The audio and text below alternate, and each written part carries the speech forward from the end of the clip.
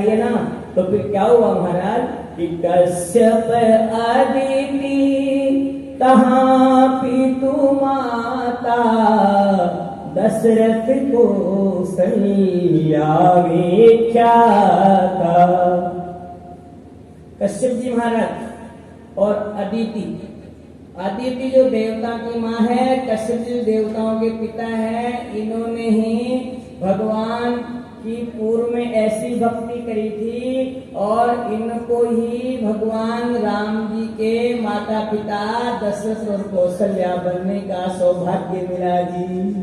यानी जो देवताओं की माता अदिति और पिताजी कश्यप जी महाराज जी इस जन्म में दशरथ और कौशल्या बने महाराज, वो इसको धारण कर सकते थे महाराज।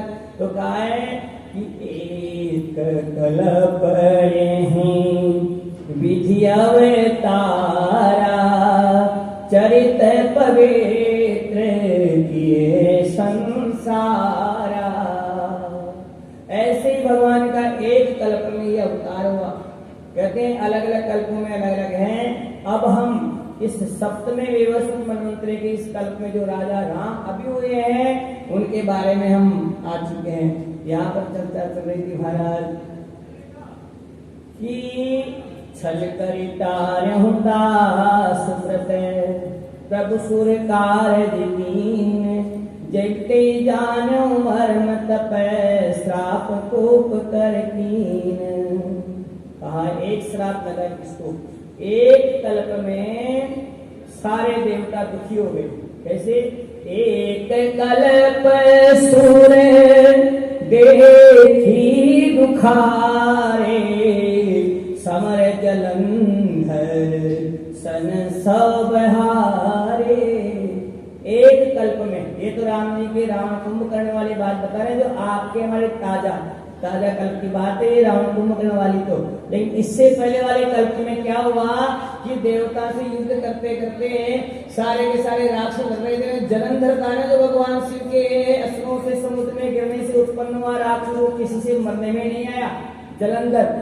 फिर क्या हुआ जब जलंधर किससे मरने में नहीं आया महाराज, तो क्या हुआ भगवान शिव जी ने भी खूब संग्राम किया लेकिन अपने द्वारा उत्पन्न उस राक्षस को नहीं मार पाए महाराज। ऐसा एक धनुष जो था ना किसी से मरा ही नहीं महाराज। तो कहते हैं भगवान स्वयं विष्णु जो है ना ये इसके नहीं मरने के पीछे का कारण जो इसकी पत्नी थी महाराज, तो उस पत्नी का पातिव्रत्य धर्म भंग किया और फिर ये जलंधर मरा महाराज। तो ये भी एक हेतु है जो भगवान जी के इस जन्म का कारण बना दी। कहा है महाराज वही जलंधर जो यहाँ पर भगवान ने उद्धार किया, तो कहा है वही रावण हो गया अगले युग में। कहाँ जलंधर रावण भय हूँ रणहति राम परम पद हूँ। यही जलंधर रावण बना और भगवान राम बने, इसका उद्धार किया। अब कहते महाराज एक तरफ तो करो कुंभकर्ण रावण बने, इधर हो रहा है जलंधर रावण बना। कौन बना रावण? अब समझिए बात को, ये कल्पभेद है। पहले वाले कल्प में जो जलंधर से रावण बना उसको मारने के लिए भी राम जी आए और इस रावण को मारने के लिए राम बन करके आए। यानी नाना भांति राम अवतारा रामायण सत कोटि अपारा। कई तो राम हो गए, कई बार रावण हो गए।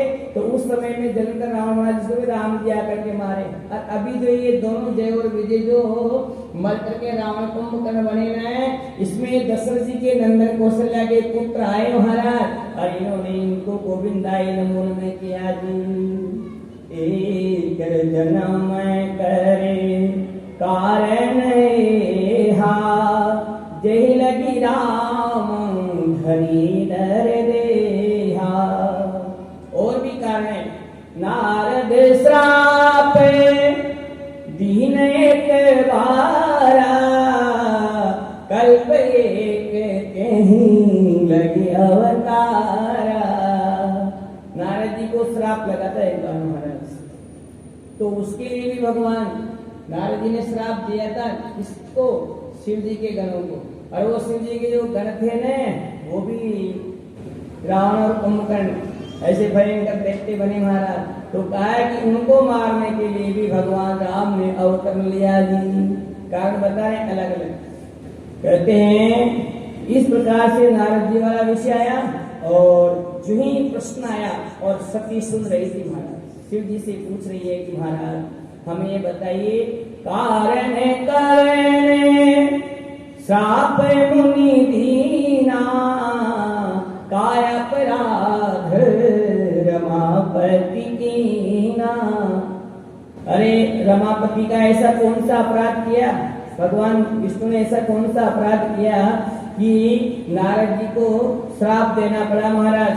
तो कहते हैं कि इस प्रसंग को सुना रहे हैं महाराज। जय और विजय का प्रसंग आपको ध्यान है कि ऋषि मुनियों को दर्शन करने के लिए रोक लिया उन्होंने, उनको श्राप दे दिया कि तुम राक्षस हो जाओ।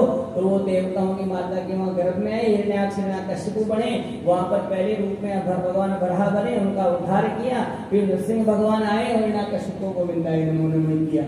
इधर दूसरा जो कारण हुआ महाराज धीरेन्द्र का, जो पतिव्रत धर्म भंग करने के बाद भगवान श्री विष्णु ने उनको गोविंदाय नमो नमः शिव जी से करवाया। फिर यहाँ पर तीसरी चर्चा चली नारद जी को।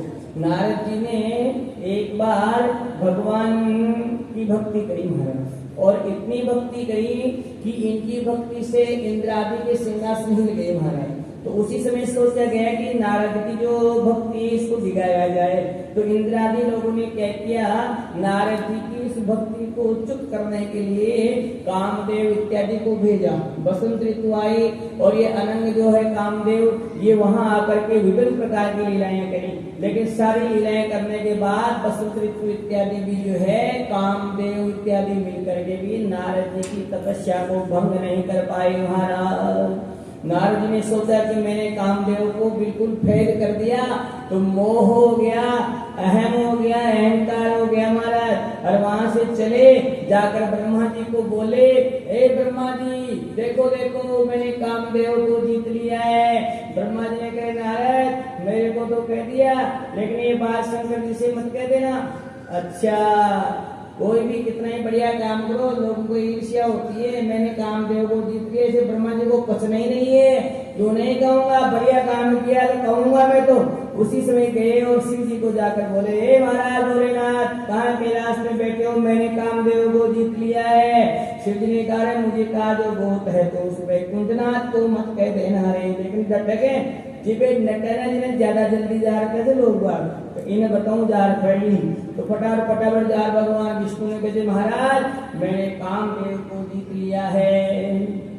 भगवान श्री हरि ने कहा हे नारद, कहते हैं कोई भी व्यक्ति किसी भी प्रकार का दान धर्म करे, तप तपस्या करे, व्रत उपवास करे, पूजा पाठ करे, कथा भागवत करे, कोई पद प्रतिष्ठाएं मिल जाए तो उसको कभी भी अहंकार नहीं करना चाहिए। क्योंकि अभिमान जो है ना वो स्वयं अपने पतन का दरवाजा खोल देता है। इसलिए प्राणी को हमेशा अभिमान करने से बचना चाहिए। यहाँ पर नारद जी अहम में आ गए और भगवान विष्णु को कहने लगे। तो भगवान को कहते हैं आप तो भी शायद मेरे इस तेज को और इस तपस्या से चिढ़ हो गई है, आपको भी प्रसन्नता नहीं है। कोई बात नहीं, मैंने जो किया हो तो मैं जगत में कहूंगा। ऐसा कहकर के महाराज वहां से निकल रहे हैं। भगवान वैकुंठनाथ ने सोचा मेरा भक्त जो है ना ये कम भक्त होने जा रहा है, इसको बचाना मेरा धर्म है। ठाकुर जी क्या सोचते हैं कि और का कुछ भी हो जाए, चाहे कुछ भी भोग ले, लेकिन भक्त जो है ना अगर वो भ्रमित हो जाता है तो ठाकुर जी उनको एक ऐसा धमोड़ो लगाओ तो ये पातो तक ना जाओ। अरे कहते मैं तो अच्छी भगवान की भक्ति करूँ, मत दुनिया में का कीर्तन करो तुम, फिर यह टांग मारी टूटी है, यह टांग टूटवा वो कारण से ठाकुर जी अच्छा हो जाए कि भक्ति को घमंड आप लोग ना जाए। तो वो एक करो तो बढ़िया से मुक्को मार देते भगत के, और भगत जब मुक्को मारते हैं भगत पातों पे कहाँ आ जाओगे, फिर पातों में गिले चल जाओगे। इसलिए कहा है भगवान ने खुद कहा है और कि मैं मेरे भगत को जिसको मेरे चरणों में ले जाना चाहता हूँ, मैं उसको धीरे धीरे उसका सब कुछ धन तन मन सब हर कर देता हूँ। ये तो मायने गहरी बात है। अगर यहाँ ना आम आदमी पढ़ लेना तो बिल्कुल काम ही न करे, लेकिन असलियत में यही है, असलियत यही है। क्योंकि जब तक आपका तन मन धन है ये कुटुंब कबीले मोह प्रतिष्ठा में लगा रहेगा, जब तक आप ठाकुर जी के नहीं हो सकते हैं। कहते हैं जहाँ पर विभिन्न प्रकार के मन के भेद रहेंगे तब तक आप ठाकुर जी के पास नहीं पहुंच सकते। इसलिए ठाकुर जी के पास जाने के लिए बिल्कुल निर्मल होना चाहिए। निर्मल कब होगा? जब आप इस मोह माया से मुक्त हो जाएंगे, तब ठाकुर जी आपको स्वीकार करेंगे। यहाँ पर कहा है महाराज कि नारद जी ने वापस आए ना, तो रास्ते में एक सुंदर नगरी दशा दी ठाकुर जी ने। उस नगरी में देखा तो कहते हैं कि अंदर गए, घुसे, गया जब तो ऐसी कोई नगरी थी नहीं। आते समय नगरी कहाँ से आ गई? अंदर गए तो महाराज उस सुंदर नगरी को देखा है, बड़े प्रसन्न हो गए महाराज। के रंभादी स्त्रियां जो है वहां पर नृत्य कर रही है जी, सब लोग बड़े प्रसन्न हो रहे हैं। उसी समय महाराज देखा नारद जी ने कि ये कौन सी नगरी है, और वहां जाकर के विचार करने लगे। तो कहते हैं विश्व मोहिनी उसकी एक सुंदर राजकुमारी थी, और उस राजा ने कहा महाराज श्रीपति मैं इसका राजा हूँ और मेरी ये विश्व मोहिनी राजकुमारी है, मैं इसका विवाह करने जा रहा हूँ, स्वयंवर रचाऊंगा, जो भी सुंदर रूप का वाला होगा उसके साथ इसका विवाह होगा। नारद जी वहां पहुंच गए, सारे समाचार मिल गए। तो नारद जी के मन में आ गया कि कामदेव को जीतने वाला मेरे से ज्यादा बढ़कर और कौन हो सकता है। तो कहते हैं उसी समय वहां से वापस लौट आए। लौट करके ठाकुर जी को बोले महाराज मेरे को तो बढ़िया पत्नी चाहिए, ये विश्व मोहिनी का स्वयंवर होने जा रहा है, मेरा रूप पता नहीं उसको पसंद आए कि नहीं आए, आपका जो रूप है बड़ा सुंदर है, आप मुझे अपना सुंदर रूप दे दीजिए महाराज।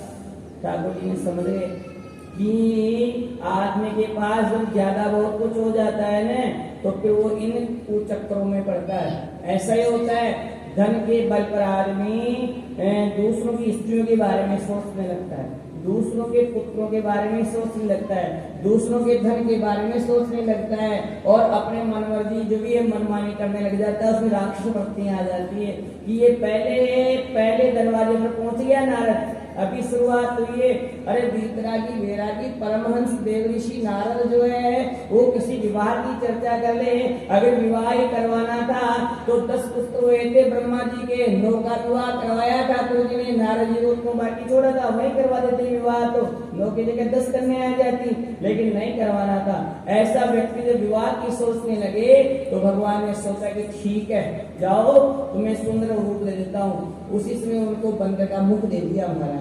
बंदर का मुख लगा करके उनको पता ही नहीं वहां आ गए। सभा में सब लोग बैठे हुए थे, वो भगवान स्वयं वैकुंठनाथ भी वहां पर सुंदर रूप बना करके आ गए।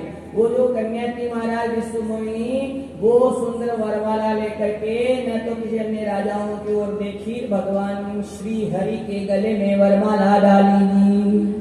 अब वरमाला डाली में तो और सब तो उस बात को पी गए, सहन कर गए, लेकिन कहते हैं भगवान शिव जी के गण थे 2, ये भी उस सभा में आए हुए थे। इन दोनों गणों ने नारद जी को देखा तो वो बंदर का मुख लगा हुआ था ने, देखो ये बांधो प्रणबागियो यहाँ की बातें कर दी महाराज। अरे ये भी को रूप न ले रहा है कि बांधा जाएगा, तो मुख से विष्णु मोहिनी ने प्रणबागियो या बात सोच 2 बात करी, हंसवा लग गया। या बात हंसवा की करता ही एक बात और कह दिया, फिर क्यों सिया हंसवा काटमान मत पूछे तो काट जा दे। दर्पण के लिए लिखा है इसमें कि जाके दर्पण देख, फिर हमारे स्नेह का कारण पूछना। उसी समय नारद जी ने दर्पण देखा तो अपना मुख बंदर का पाया, बड़े दुखी हो गए महाराज, और वहां भगवान विष्णु के पास पहुंच गए कि आपने जो है मेरे साथ ऐसा घोर अन्याय किया है, आपने मेरे मुख को कुरूप किया है। जाओ एक दिन जो है ना यही मुख वाले बंदर तुम्हारे काम आएंगे, यही बंदर काम आए, और इस रूप को दान करने वाला ही तुम्हारा बहुत बड़ा बैरी होगा। कहते हैं कि वो दोनों जो उनको भी श्राप दिया कि जाओ तुम दोनों मूढ़ निशाचर हो जाओ नारद जी ने, तो उनको तो श्राप मिला राक्षस बनने का। अभी गीता में अभी कि जो समाचार मिले और उसी समय जो है बता दिया गया उनको कि ये दोनों राक्षस हो गए। तो कहते हैं राक्षसों का उद्धार कैसे होगा, तो एक मेला में मिल गया है, आपस में दोनों करें। नारद जी ने देख लिया, नारद जी ने बोले जी माँ को उद्धार कराओ, तरीका तो बताओ, गलती तो माँ सुनो धन तो हकी, क्योंकि जो गलती ताजा है वो टेम में उपाय पूछे ने, तो आप उपाय बताओ जरूरी को है। और 2 से 4 महीना निकल जाओ, फिर पूछ दो थोड़ा बहुत धीरो पड़ जाओ। नारद जी कोई बात बोलेंगे कि तुम ऐसे हो, तुम भगवान की भक्ति करो, उनको प्रसन्न करो, वो अवतरित होंगे और तुम्हारा उद्धार करेंगे। कहते हैं ये दोनों ही महाराज मूढ़ निशाचर बने और इनके उद्धार के लिए भगवान श्री राम को जन्म लेना पड़ा जी। ये एक अलग कल्प की बात है महाराज। इस प्रकार से भगवान श्री हरि के जो है विभिन्न रूप हुए, लेकिन कहा है कि कभी भी व्यक्ति को अपनी भक्ति का इनका अभिमान नहीं करना चाहिए। जो अभिमान करता है वो पतन की ओर जाता है। कामदेव को जीतने वाले नारद जी महाराज भी अभिमान के वशीभूत होकर के फिर से नीचे आए महाराज। फिर उनको जागृति हुई, अब अपने स्थान पर पहुंचे। इसलिए कहा है कभी भी अभिमान नहीं करना चाहिए। अभी अभिमान का एक भजन चलेगा जिस